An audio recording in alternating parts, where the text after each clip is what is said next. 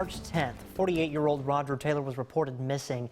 In the nearly 9 months since then, his family has not received any new information on his whereabouts.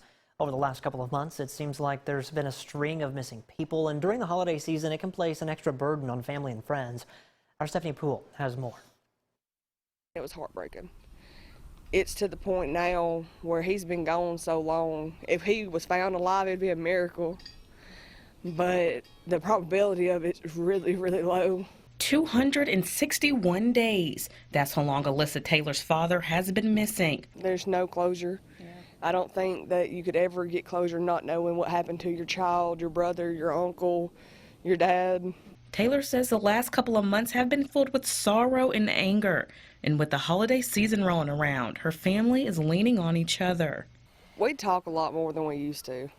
I mean, it's sad that tragic events bring families together, but they really do. We all talk a lot more than we used to and talk about him and what he was like and what he used to do, and it always leads back to where he could be. And we want to give him what he deserves. What every family wants is, nobody wants nobody to die, but you want to be able to visit them and honor that person, and our family doesn't have that. Oftentimes, the pain is too hard to bear. I try not to think about it. You have time to grieve and cope with it a little bit, but then again, you don't. So some days you wake up and it's just like it just happened again. Veronica Harrison from Community Counseling Services says families in these types of situations have several coping options. Part of what they can do is keep remembering the individual. I mean, even though they don't have a person to grieve, they still have a loss. So what they need to do with that loss is remember the individual, even if they have to set a place at the table until they know the determining factors of what's happened to their loved one. Harrison suggests that surrounding yourself with family and friends can help. Don't ignore their thoughts. Don't downplay them.